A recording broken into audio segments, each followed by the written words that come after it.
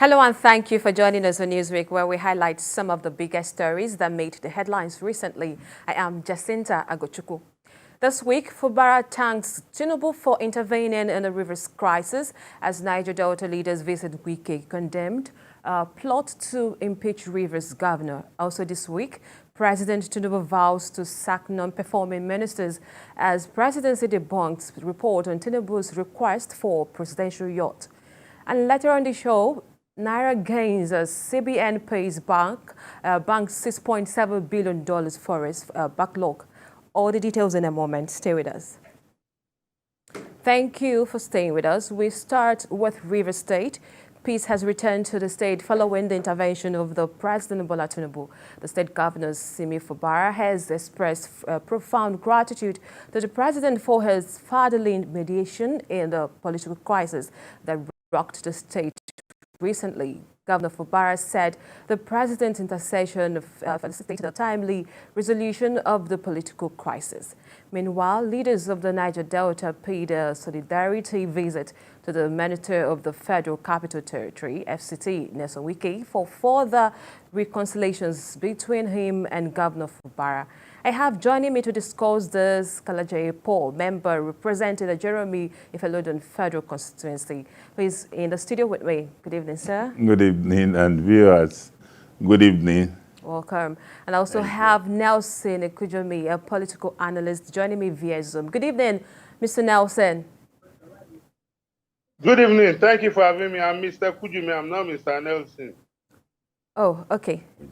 Let's begin with you. The idea of CAM returning to Rivers State is the in thing now for the intervention of the president, and as well, Governor Fubara has also extended his profound gratitude to the president for his intervention. But to you, do you see this being a calm or resolving this crisis in the state? Well, first and foremost, I'd like to commend President Bola Ahmed Tinubu for his timely intervention. It's also portray him as a leader, a foremost leader, a leader who is interested not only in partisan politics, but who is interested in the entire country, and who is also aware that even if your finger toes becomes painful, the effect will affect the entire body system. So he knows very clearly that if peace does not return to that state, it could now dive into other states, and it could cause more problem for the country that is faced with challenges of, ensuring that we have unity, we have integration, we have coherence in the entire polity.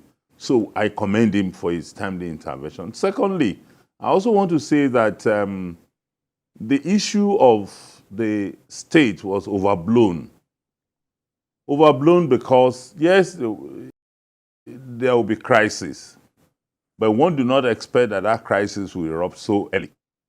And it's also an indication to show us that if you like, go and put your own child and say, succeed me. You may see a problem with the one that you're born in, directly. So the idea of godfatherism is becoming whittled down. But then, who can assume such position without godfatherism? The pedigree of whoever is aspiring may not be as much as somebody who has sat on that throne for quite some time. So we cannot overrule the issue of godfatherism. But at the same time, while people are calling for caution, of moderacy in terms of intervention when you put people in position, we must also appeal to those who assume positions, who feels that they are all in all. If you're all in all, you could have run your campaign independently, and then you could have put yourself in that position. It takes a lot of effort. What Wike put in installing that governor was a lot. He put in his life, put in the resources, put in all effort, and ensure that he, at the end of it all, has installed a governor. But then, how obedient do you expect such a person to be? Must he be obedient to stupidity? Must he be wise? So it's always better to apply wisdom on the part of both the godfather and on the part of the person that is being installed to govern. All right, Mr. Ekujumi, I don't know if you agree with Kalajay saying that godfatherism shouldn't be ruled out entirely. But let's also talk about another concern that is the seeming division in the State House of Assembly, which now has two factions due to the crisis. How can this logjam be resolved? Well, thank you very much for having me. First and foremost, I think we must commend President Bola Ahmed Tinubu for his statesman-like approach to the issue in Rivers State. And like the guest in the studio rightly said, you know, even if you have your nail or maybe one of your legs paining you or one of your feet paining you, definitely you know that it will reverberate even to your brain in such a way that the way you will be sweating will be quite abnormal. You know, the discomfort will not be from the toe alone, but will reverberate around the whole body. So looking at what has transpired in Rivers State, I think it is important that, you know, like the Minister for Federal Capital Territory rightly alluded, that the president is our father, and like a father who recognizes that the children can quarrel, but he has a responsibility to rein them in and ensure that even when they disagree, that disagreement does not, develop into something untoward. For the resolution of the crisis in Rivers, it's for us to call all the parties, you know, to come back to the round table, and in whatever they are discussing, the interests of the people of Rivers State must be uppermost in their mind, because they have a mandate to the people of Rivers State for the next 4 years. At the end of 4 years, the people of Rivers State will not be interested in how you factionalize yourself. Rather, it will be how have you impacted on their life such that their life will become, you know, meaningful and livable for all and sundry. The people of Rivers State went to the polls, just like every other part of Nigeria, in February and March, to elect these representatives such that they will mitigate their problems. And I don't think what they will be doing now of factionalizing themselves and infighting will be to the credit of the people who went in the sun and in the rain, who endured a lot of discomfort to put these elected members into office. So our appeal as Nigerians, because we recognize that whatever affects one part of the country is also affecting us, because as a Nigerian, who knows where one will find himself or where any of our siblings or our relations will be. So we should,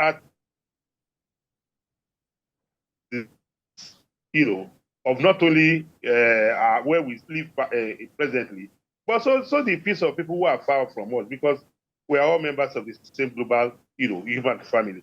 So we will appeal to the people, to these legislators, that in the midst of this brouhaha, the interests of the people of Rivers State must be uppermost. If they are quarreling over the interests of the people of Rivers State, how to make it better, then all well and good. But if it is about their own personal comfort, then they are doing a disservice to our democracy.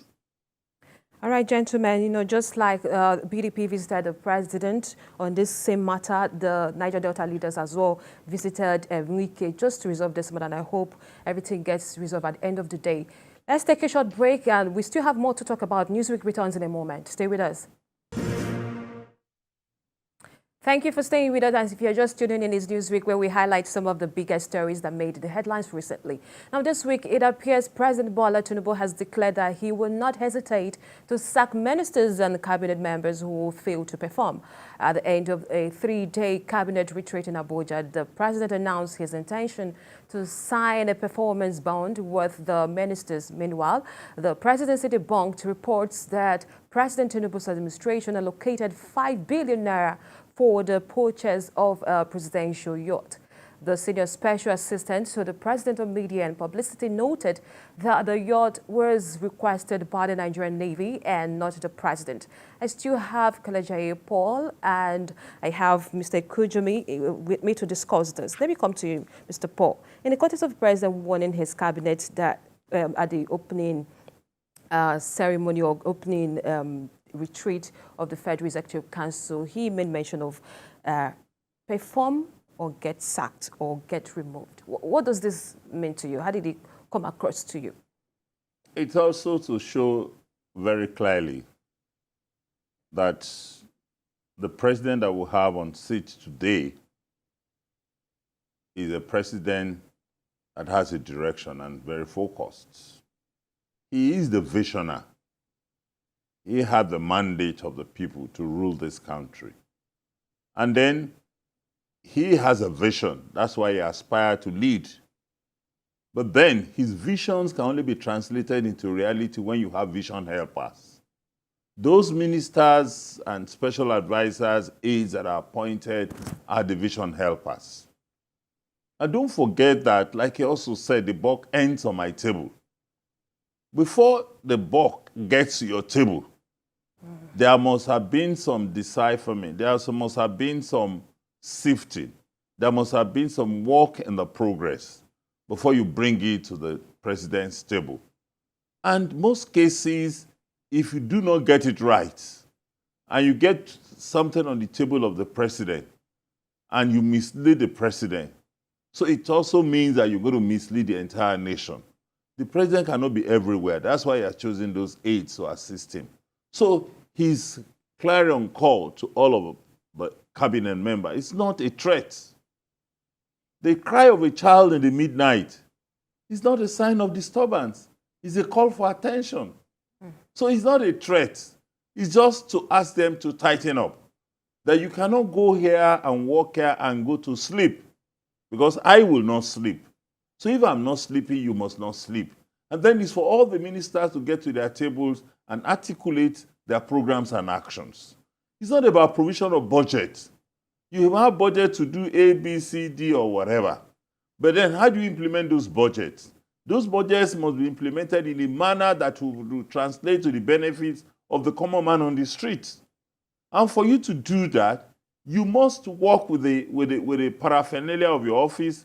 You must work with the PAMSEC and the entire civil service structure to ensure that they also do not mislead you. They also do not give you wrong information. So they must also go back and set the same agenda for the civil servant who are going to work with them. So it's like to say the ministers will have to work hard, the civil servant will have to work hard, everybody in the box must work to ensure success. So as far as I'm concerned, I think it's just an indication that we're in for a better time. It's an indication to show that we cannot allow the country to be run any way, anyhow. We must set an agenda. Any government that does not set meaningful, measurable, achievable objectives for itself, that government is doomed to fail. So President Bola Ahmed Tinubu is not ready to do this. He wants to succeed. And therefore, he has people who will work with him and make him succeed. He has also set up the key performance indicators and asked for a special advisor to monitor. It's not a question of how will you know whether I'm performing. It's a question of you must set, what it means is that every minister must set their agenda, objectives before the special advisor monitoring. Because that will be the indicator with which their performances are measured. And at every quarter, it's like a tick. And then you tick. You have 10 agendas. How many have you executed in first quarter? And then you split it into about 4 quarters. In the first quarter, you must have done 1 or 2 out of the 10, so that then we can measure you. And then the country must see. But it's not only the monitor that is monitoring, as indicated by the president. The entire country is monitoring what is going on. All of us are interested in what goes on in this country. Exactly. And then say whatever touches all must be debated by all. Exactly. I'm sure a lot of people will agree with you that it's not a threat, but more like a caution word to get on their feet and get the job done. Let me come to you, Mr. Kujumi. By your estimation, who have stood out among the ministers so far for you? The question you're asking me is too early in the day, because you recognize that these are ministers who have a 4-year tenure if they live up to the billing according to the parameters set by the commander-in-chief. And if you ask me to start measuring them now, I don't know on what parameter you want me to measure. Because have you seen any seriousness in any of them? That's what I'm asking. Have you seen any? Absolutely, absolutely. I've seen the Minister for Solid Minerals. I've seen, the activities he has engaged in. I've seen the Minister for Humanitarian Affairs. I've seen the Minister for Aviation. I've seen quite a handful. I've seen the Minister for Power. I've seen the Minister for Foreign Affairs, the Minister for Finance. In fact, you'll be doing a roll call of all the ministers if you are going to take stock.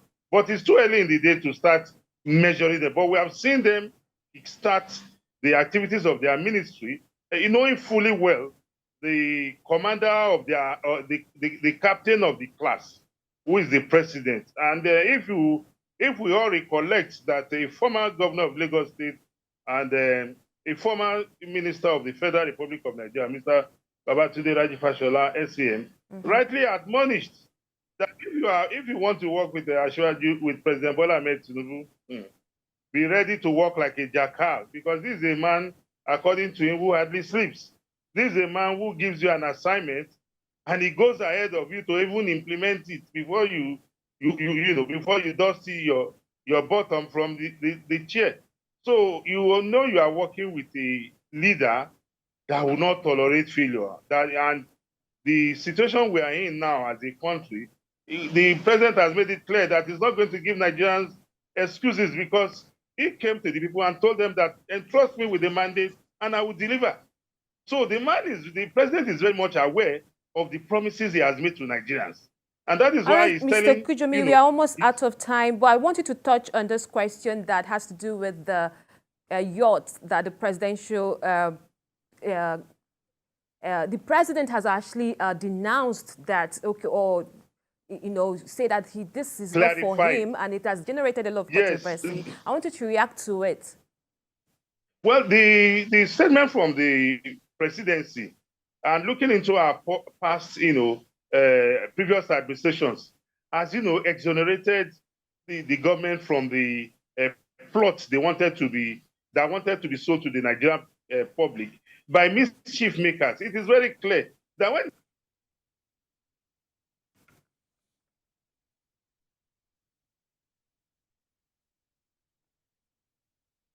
All right, let's move. I think we have issues with the connection there with Mr. Kujumi, but let's move to our final story for tonight. Finally, efforts by the federal government to support the Naira seem to be yielding positive results. This follows the clearing of the backlog of dollars obligation amounting to $7 billion by the Central Bank of Nigeria. The value of the Naira against dollar rose sharply on Friday as it exchanged below 1,000 in parallel market from 1,150 in the parallel market on Thursday. The Naira exchanged for 950 to $1 on Friday. I still have Kalajaye with me, and I'm sure, I don't know if we've reconnected back to Mr. Kujumi, but let me come to you, Mr. Kalajaye. Naira has maintained its rebound against dollar in the last few days. Did you see this comment? Yes, I know that with the new CBN governor, you see, achieving your objectives about, first and foremost, for policy formulation. And then beyond policy formulation is actualization of your policies. The CBN governor, already drawn his agenda. And one of the major things that we must do is to nip the falling standard of Naira by the board. And in doing that, you have to apply so many measures. Naira will continue to slide as long as there are a backlog of debt owed to, foreign investors or even local investors also. So what is important is that they have been able to mop up enough resources to pay up and free up the Naira away from the dollar. So, but then that's just a single measure. Beyond that measure will only become sustainable if we apply other indices in ensuring that Naira does not keep to nosedive. What are those indices? We must become more productive. We must be able to, do more of export than import. We must remove those items that cripple our Naira, those items that have no societal value, those items that are luxurious goods, those items that satisfy the idiosyncrasies and interests of few Nigerians. We must come up with items that are demandable, items that has that had, impact on the direct people as part of those things, those essentialities that you continue to import. As long as we continue to chase our, import with those items that are not desirable, Naira will still slide back. I'm only telling you that what we have seen is a temporary measure. The sustainability is dependent on apply under in the indices. And then you can't continue to depend on a mono economy and think that your Naira will continue to appreciate. We must continue to think outside the box and look at what other things can earn us external income in terms of dollar. That's when we can be assured that the Naira will keep on gaining. Otherwise, it's a temporary measure, I believe, and I know so. So let's hope that we can continue to apply other indices to show up our Naira value. All right, Mr. Kujumi, I don't know about you, but beyond the current CBN management stepping up intervention in the forest market, what else can they do to improve forest liquidity?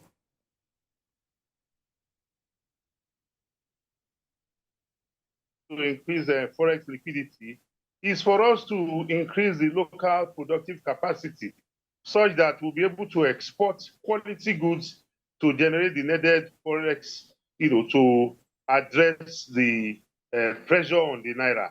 And also we need to, embark on an advocacy for Nigerians to, to produce what we eat and eat what we produce, or to consume. If we continue to run our economy to depend on everything under the sun, from beyond our borders, definitely we'll be putting pressure on our Naira. But if we as the people decide that, look, we have the capacity to produce these goods and services, and the enabling environment is provided by government and maintained, by also the private sector as well as the citizenry, in that way, the value of the Naira will show up. But so long as we continue to rely on importation of anything under the sun, so long will our currency continue, to be at the receiving end. So we need to increase local capacity of production of goods and services and increase our exports. Even if we are doing export of goods, with only within the African sub-region alone, it will, go a long way to show up the value of the Naira. And don't forget, there's this AFCTA, agreement that is in place now for us to tap into as a country. So I believe strongly that one of the greatest threats to the value of the Naira is the dependence on importation by a vast majority of our people. We need to change. We need to have a change of mindset to recognize that what I'm doing in holding the Naira, in running after foreign goods and services, it's harmful to the economy of my country and my people. And unless we change, we have a change of heart, we have a change of policy direction, to boost local productive capacity. That is the only way our Naira, we can address the downward slide of the Naira that we are trying to address as at present.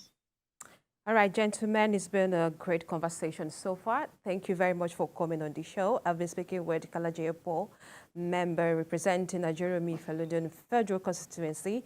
And via Zoom, I had Mr. Kujumi joining us so far. Thank you so much. My regards to the Honorable in the studio. My regards to my friend. All right. Thank you so much. And as well, thank you for being part of the show. Remember, you can follow the conversation on our social media platform at TVC News NG, on our website at tvcnews.tv. I am Justin Tagochukwu. Until next week, it's goodbye.